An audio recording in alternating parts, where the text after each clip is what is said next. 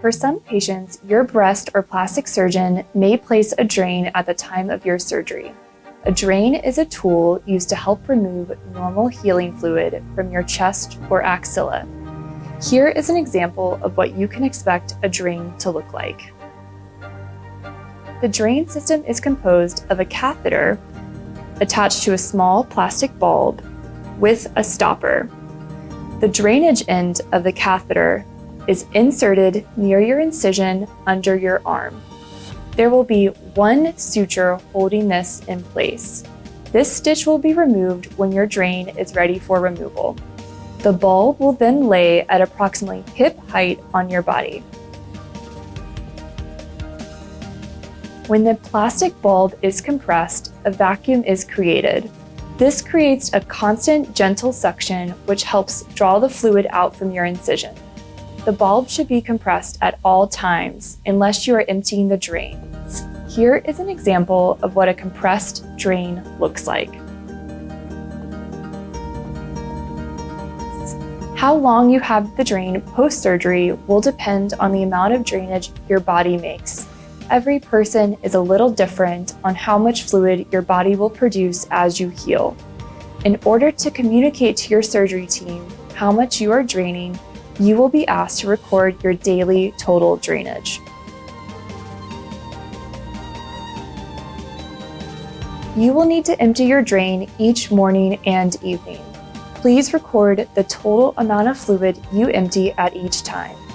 You will then total the morning and evening numbers together to get your drainage total for the day. You will be provided a recording sheet and a measuring cup in the hospital, and your team there will review with you how to use these tools. When you empty your drain fluid, please inspect the fluid's character. The fluid will likely be darker in color initially after surgery and then progressively become lighter. Please call your surgeon's office if you notice any of the following. The fluid is suddenly bright red, the fluid is foul smelling, or the fluid has a thick white appearance. If you have undergone a mastectomy without reconstruction, please call your breast surgery team when the total daily drainage is less than 30 cc's for 2 days in a row. If you have undergone a mastectomy with reconstruction, please communicate your total daily drainage to your plastic surgery team, and they will let you know when you are ready for drain removal. When you contact your surgery team to let them know the drain is ready for removal, you will then be seen in our clinic. The nurse practitioner, physician assistant, or registered nurse will be able to remove your drain in our clinic. You can expect the removal process to take under a minute. In the next few minutes, we will review how to care for your drain. Please note that the surgery team will arrange for a visiting nurse service, also called a VNA, to come to your home to help you care for the drain and the drain insertion site. The drain will be attached to your skin with one stitch. This stitch helps prevent the tubing from falling out.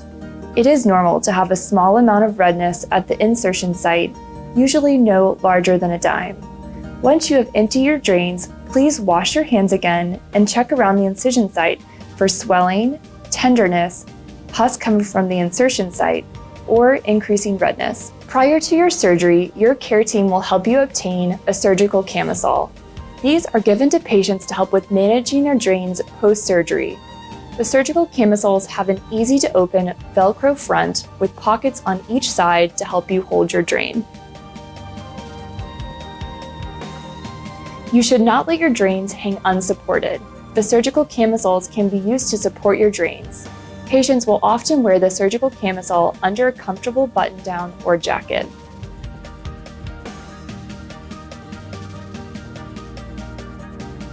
The surgeon will notify you if it's okay to shower with your drain.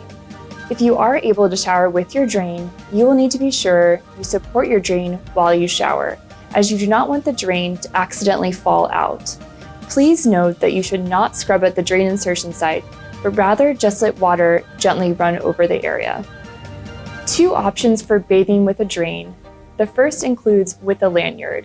You can safely secure the drain to the lanyard with a safety pin, then step into the shower. Option 2 is with the grocery bag. You can place the plastic grocery bag on your arm, then place drain bulbs in the grocery bag. You can then safely step into the shower. Milking the drain tubing will help remove the clots that can potentially block the drainage. To begin, wash your hands thoroughly with soap and water. Look in the mirror at the tubing to help you visualize the area.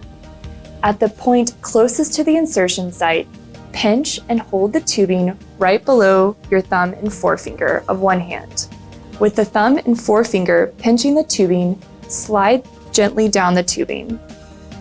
If there is tubing remaining, please repeat with your other hand until you have reached the end of the bulb.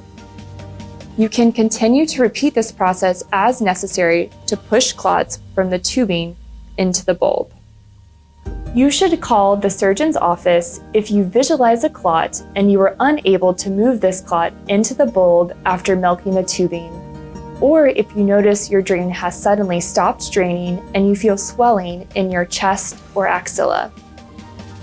Please also call the surgeon's office if you notice swelling, tenderness, pus or increasing redness at the drain insertion site, or if you develop a temperature greater than 100.1 degrees Fahrenheit or 38 degrees Celsius.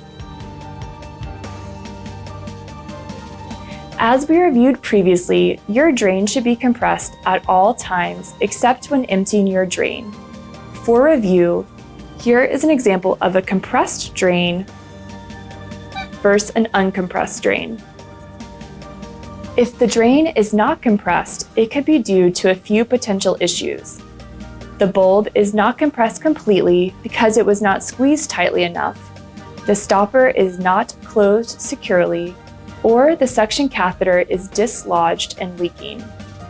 You can attempt to compress your bulb, secure the stopper, and tightly secure the catheter. If you are unable to keep the bulb compressed, please call your surgeon's office. The catheter can fall from the insertion site if it is pulled or unsupported.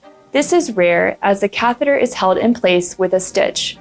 If this happens to you, please place a new bandage over the site and call your surgeon's office.